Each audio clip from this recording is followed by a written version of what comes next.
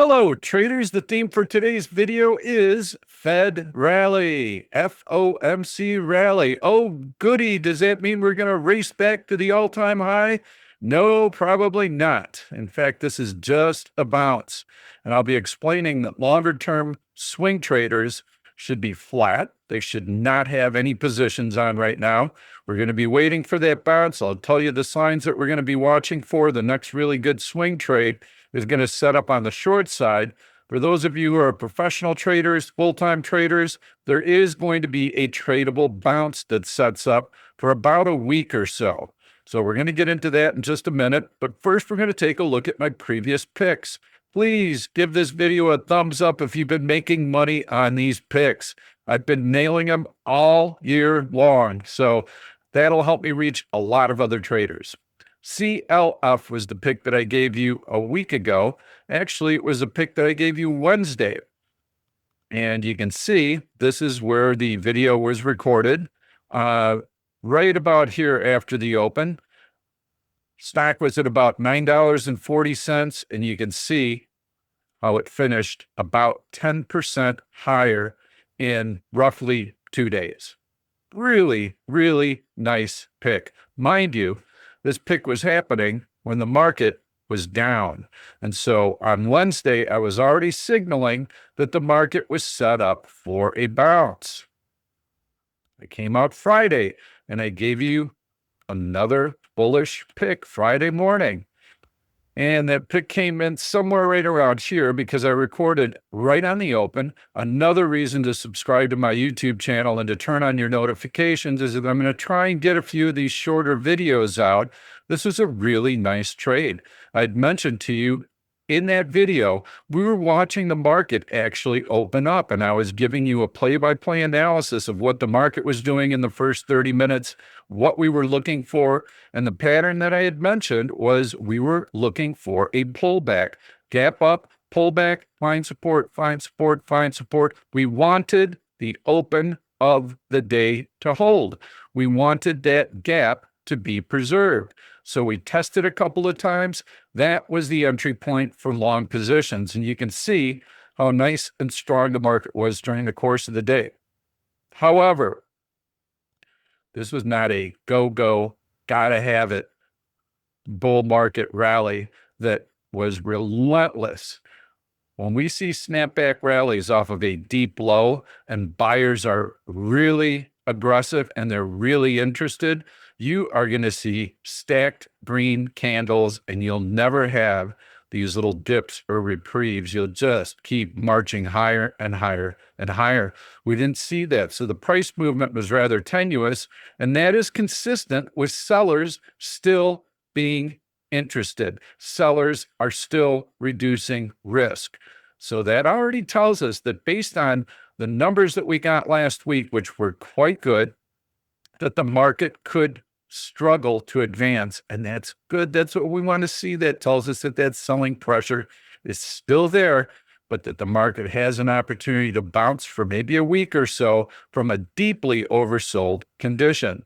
So what did PLTR do? Well, we had this nice little move higher. It tests VWAP, and then it starts to rally off of VWAP, tests VWAP again, and closes near its high of the day. So it didn't scream higher. The market really didn't scream higher. I still do like PLTR. And what I'd be watching for is a breakout well above that 50-day moving average. No problem. Boom, right through it. That's how we want to clear these major moving averages. And once we do that, we'll have a clear path up to a VWAP-E, which is right around the 96.50 level. So that's a lot of room for this stock to run, almost $10. So it gets through that 50-day, watch for it to continue to climb up to that $96 level. I still really like it. So here's the trick. I am still bearish on the market longer term. And if we take a look at what's been happening on the daily chart, you can see this was a 10% drop in the matter of about a month. That's a big move, and that's how these moves tend to unfold. Market takes the elevator down, and it takes the stairs higher. So that means that any kind of bounce in here is going to get us probably to the 200-day moving average, perhaps slightly above. This 585 level, I think it'd be a bit aggressive to expect. I would prefer not to have the market get that high because it would tell me that buyers are more interested than I think they are, and that sellers are a bit more cautious and they're not as aggressively taking risk off. So this move that we've seen so far, we want to see half of it preserved. We use the same principle when we have a long red or a long green candle. What do we want? We want that halfway point to hold. And if that halfway point does hold, then that tells us that the next move is going to be lower. My suspicion is we're going to see a tenuous bounce over the course of the next week, maybe week and a half, and we struggle to get through the 200-day moving average. That's the type of price action that we want to see that is consistent with a short setting up. Why? If buyers were aggressive and if buyers were in control, you would see stack green candle, stack green candle, stack green candle, stack green candle easily in 4 days get back to this 585 level because they are aggressive and because sellers are relatively passive. And then you would have short covering that helps to fuel that move. But that's not what we're likely to see. And we know that because this was a very deep, very swift move, and sellers have been aggressive. They have been nailing the market. You can see how we passed through the 100-day moving average and we stayed below it. You can see how we annihilated that 200-day moving average and we stayed below it. That's not what you're going to see when buyers are interested because they would be buying here, whoop, new all-time high. Oh, okay. They're able to get through that 100-day moving average, 200-day moving average, trying, zoom, right back through the 100-day moving average because buyers see that as an opportunity to get long on that dip. They are aggressive. They love the market. They want to buy. That's not what we saw. And we've already seen that this move has been building for a few months. How we get from point A to point B matters. Go back and watch my videos from a few months ago, and I had my warning signs right here in early December. I could already tell based on this price action that the market was going to hit resistance and that a larger pullback was likely. So please confirm what I'm saying. Go back, watch those videos, and then you'll also get some additional information on what it was out of this rally that told me that the market was going to hit resistance and probably roll over. My 2025 forecast, you could also watch that video because I outlined all the issues that the market's running into. So in here, we're kind of waiting for that technical breakdown because we don't pick market tops.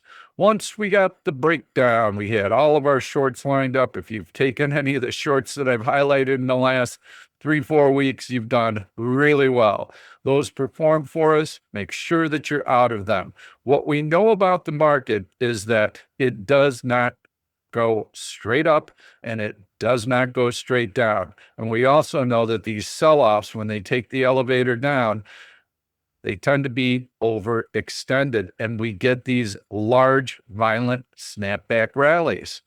That's what I'm expecting to happen this week because that rubber band is stretched so far. Let go and it snaps back the other way. Not all the way back, just up to this 200-day moving average, maybe a little bit higher. I'd like to have it just above the 200-day moving average because that makes it a little bit easier for us. Number one, it's a higher level, so that means we've got a further way to drop. And I would be expecting to take out this 550 level on the next drop. And the other reason is that when we get that higher, better entry point, when we roll over and crack back below the 200-day moving average with ease, we don't want to test it, poke at it, probe at it. We want to have the market run up and then blam, take it out with ease. That provides us with a really nice entry point for swing shorts. We don't predict what's going to happen. We wait for it to happen. So we prepare ourselves for it, but we actually wait for that those signs in that technical breakdown. So what do we want to see this week, and what do I expect to see this week? We've got some news coming up. We have retail sales Monday morning. One thing I'll tell you about most market bounces is there's a retest. So like back in here, we can look. So you get this nice bullish candle right in here, and you get a nice little rally, and it looks like everything is all systems go. You have a gap up on this red candle to the 100-day moving average, and then what happens? The entire day, you sell off. And so if you were overly aggressive in here getting long, you're taking some major heat in here, especially if you add it on the open there. You're going to get this retest. I think tomorrow, Monday, we could see that retest, perhaps, of the open that we saw on Friday. Why? Retail sales is going to come out. I think it's going to be fairly weak. So that's not going to set us up with a very good backdrop. The price action on Friday was tenuous on the way up. It wasn't gangbuster, go, gotta have a mode. Once we get that retest here, though, and if we bounce off of that Monday, which I'm expecting to, then I believe the market's going to continue to climb higher. And here's the real catalyst this week. So last week we had a lighter than expected CPI. We had a lighter than expected PPI. Excellent. Why? Because that gives the Fed some breathing room. Right now, there's a 75% chance that they are going to cut interest rates in June, and that's based on the Fed Fund futures. Perhaps they come out this meeting and soften that tone to where the odds of a May rate cut increase. I'm certainly expecting a more dovish tone because inflation is not as hot. It's not as big a concern as it was. That's one of their primary mandates is inflation, to control inflation. One of their other mandates is that they need to secure employment. They want to make sure that employment is nice and robust. Well, if interest rates are too high and companies aren't hiring, then the Fed needs to cut interest rates so that they can start greasing the wheels of the economy and getting everything moving in the right direction. And we did see the jobs number come in at 151,000 last month. That was not as good as they had hoped for. So I believe that the Fed is going to be in a much better position to consider a rate cut. Also, if you look at the Fed's projections, you take all of the regional banks and you put their forecasting models together, they're expecting a minus 2.5% drop in GDP. So we're going to have negative growth. GDP is going to decline by 2.5%. Plus, you've also got a lot of government layoffs that are going to happen. That's going to hurt the labor force. I believe that the Fed is going to be much more inclined to ease, and I believe that their statement is going to be much more dovish this week. Well, what does that do? If you've been short in here and you've got nice gains on your short positions, what are you going to want to do before the FOMC statement? You're going to want to take profits. You're not going to want to have that risk out there that the Fed comes in and says, hey, we're going to cut rates in May, because the market will definitely rally on that news. You also know that if you've been short in here, that you have to beware of snapback rallies. Well, after a big drop like this and the first signs of support on Friday, you can be pretty confident that the market is finding some support and that we're finally going to get a bounce in here. So you're going to be anxious to cover your short positions. As you cover them, you're going to be buying. You're going to be putting upward pressure on the market. As I mentioned in Friday's video, we took a look at VXX, which all of you have that quote, and I zoomed out and I showed you how this was a horizontal resistance level. Every time that the market has come up to this horizontal resistance, every time the VIX has come up to this horizontal resistance level, it is a spike in uncertainty, if you will. And that comes during market declines. Well, when it hits this level, that's usually where it reverses and the market rallies. And we put an SPY overlay so that you can see that. And so when you get a spike right here, it's not quite up to that level, but this one is. Look at that rally that you got right there. You get a spike here up to that resistance level. Look what happens to the market next. The SPY is the gray line. See, it sold off. VIX spiked, hit that resistance level, and then you've got a nice market rally. So I believe that the VIX has reached a point to where you're going to see the market rally. It's signaling we should start to see a bounce in here. To take the SPY overlay off. That's just another reason that I believe the market has a chance to bounce in here. What's another thing that's happened? Hey, they passed the continuing resolution. So Republicans and Democrats passed that. It is a dark cloud that's parted. We don't have to worry about that, but we did have to worry about it last week, and it looked likely that a government shutdown could actually happen. So now we've got another checkbox in the odds of a bounce scenario.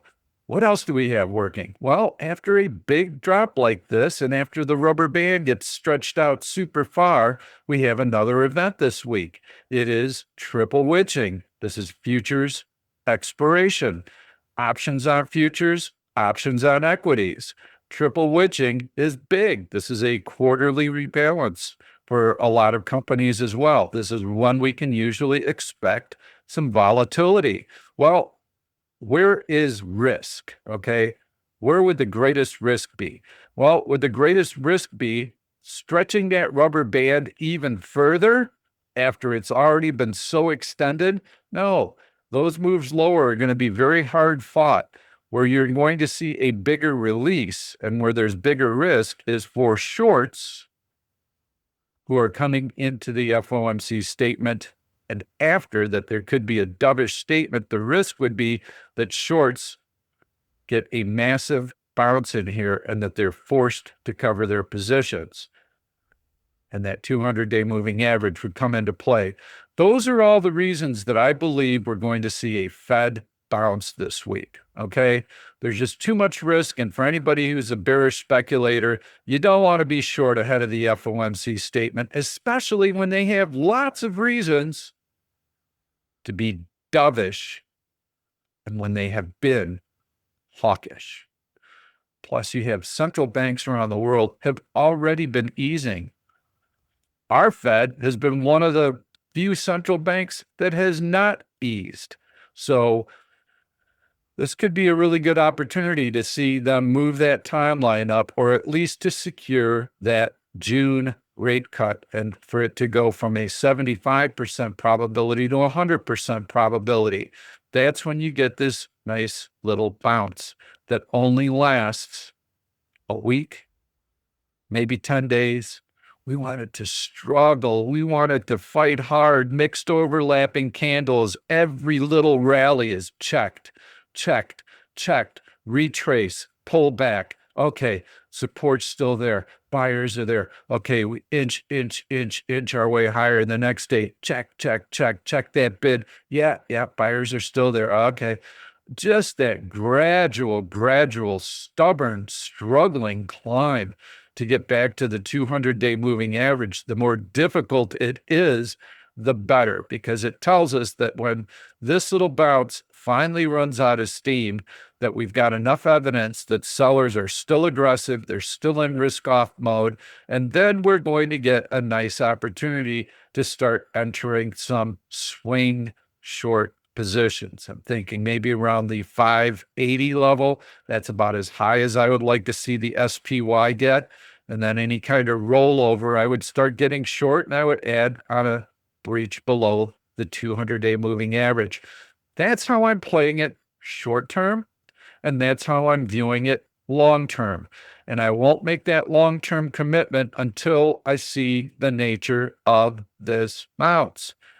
The taller it is and the longer it lasts, the less bearish I am, because it tells me that buyers have some say in the matter. The shorter that bounce is, and the more the market has to struggle to get back to that was support level, now resistance level, the more I know that sellers are still in risk off mode and that they are in control, and that as soon as this little bounce runs its course, I'm going to have an excellent opportunity to short. So, in summary, if you're a longer term swing trader, be out of your short positions, period. Do not trade anything, because your next setup is what you want to focus on. And that is going to come in a week or 10 days if we have that struggling bounce. And you'll see bearish picks coming up in my future videos. For right now, if you are a short term trader, if you are trading for the next 3 days, 4 days, with that time horizon, even the next week, Friday, then I am looking for a bounce that gets us to the 200-day moving average.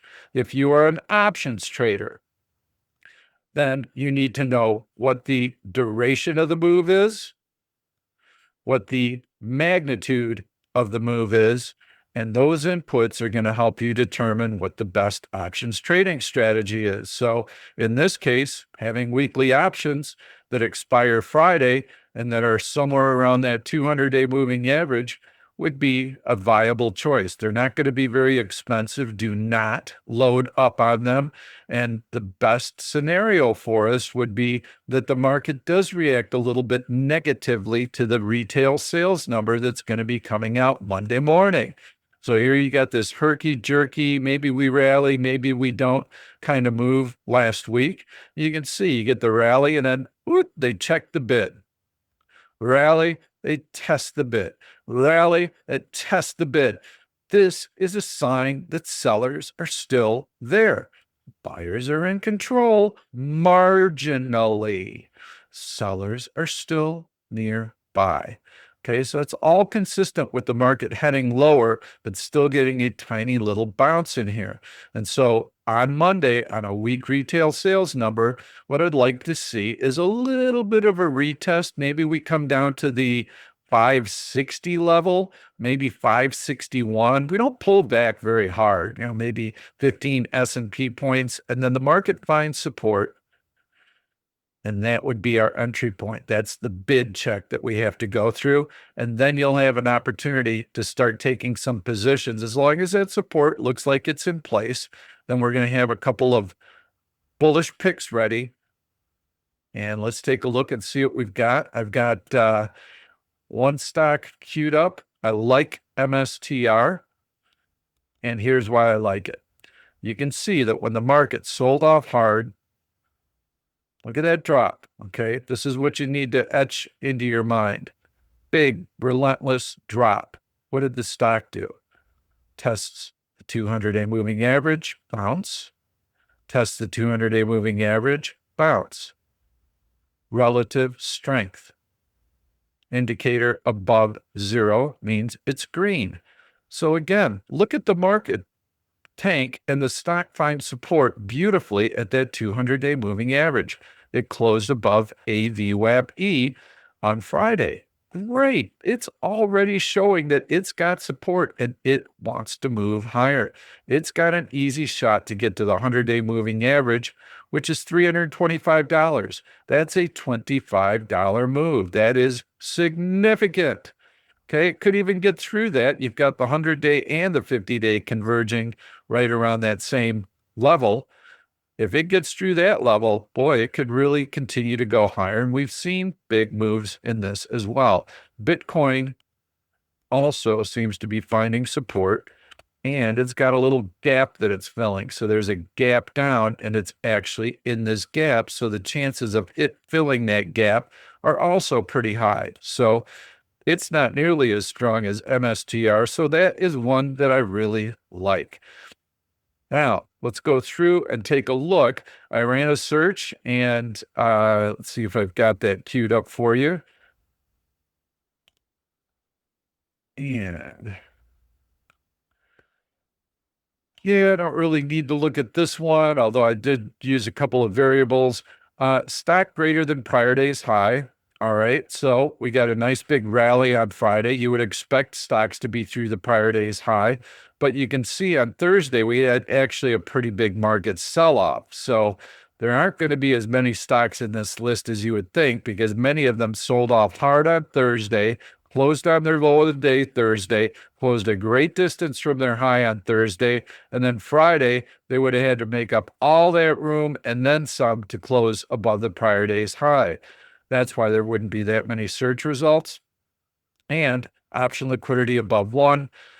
And LRSI, I wanted to see that in bullish mode. And I could also do relative strength on a D1 basis and take a look at what this yields. And these would be some excellent symbols as well. I'm focusing more on the bank sector, and I can't recall the exact parameters that I used to find this stock, but this is the one I like. And it is tied to, number one, a decline in financial stocks.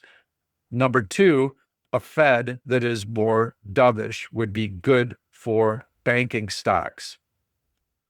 And so I love the fact, market down, down, down, stock finding support at that 200-day moving average before the market found support.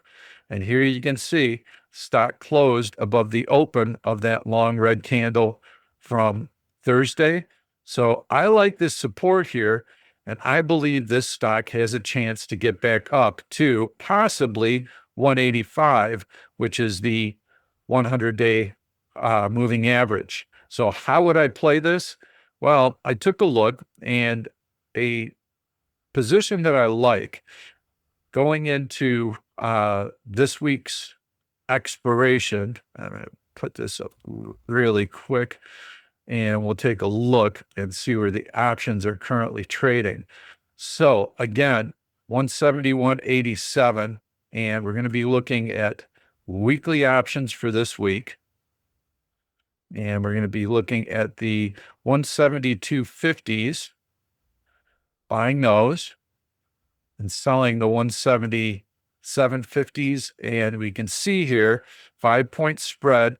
We should be able to get that done for about $2. Okay, that's not bad. And we're pretty close to the money, so the stock doesn't have to rally that much. But I believe that we're going to get a big market rally this week, and that's going to provide us with a big market tailwind. What does that do to the magnitude of the move that I'm looking for? It increases it. I'm looking for a bigger move this week. It's one of the major inputs for an options trade. And what's my timing? Friday. Okay. I'm looking for good news on Wednesday that's going to, boom, shoot that stock higher. Then I'm looking for triple witching to possibly add fuel to that fire on some short covering into the end of the week and triple witching. So let's ratchet this up. Let's get a little more aggressive, and let's take a look at the 175, 180. Now all of a sudden I could see that that spread is 130 bid offered at 175. Now, when I'm buying these debit spreads, I like to get in for a third, meaning that the debit that I pay is a third of the distance between the strike prices. So that means that when the stock starts to move higher, the spread expands very quickly, and I have a chance to take profits all along the way. There's plenty of room for this thing to move higher. So that spread can expand very, very quickly. And I would like to buy this spread. Again, mind you, my tactic is Monday, please give me a soft retail sales number. Please give me a bid check on the market, a little tiny pullback so that a stock that I want to buy into the FOMC gives me a tiny little pullback to buy these options. We've got a weekend that has elapsed, so perhaps the premiums will be even less when we come in Monday morning. I'd like to buy this for $1.30 if I can, at most $1.40. So again, that's expiring this Friday, buying the 175 calls, selling the 180 calls, and doing that for a debit of 130, 135, 140 at most. Don't go gonzo. I don't know how the market's going to open up. This is before the futures have even opened up. I have no freaking clue.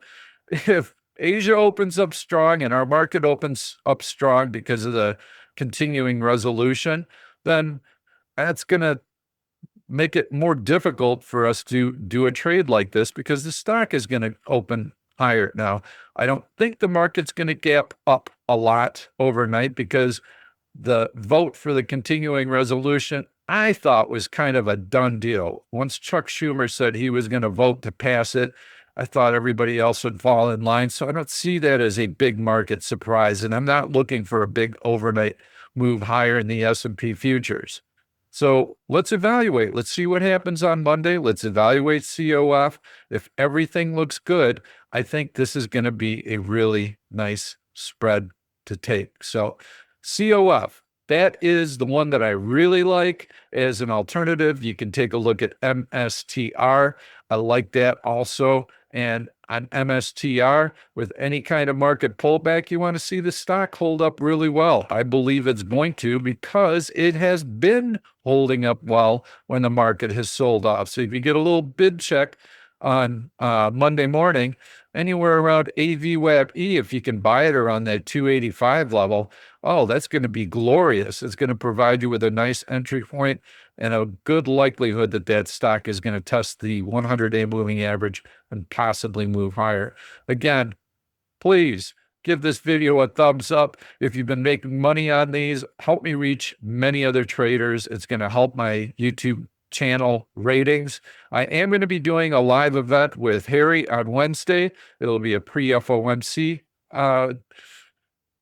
live event, so please make sure to watch for that. Trade well. We will see you then.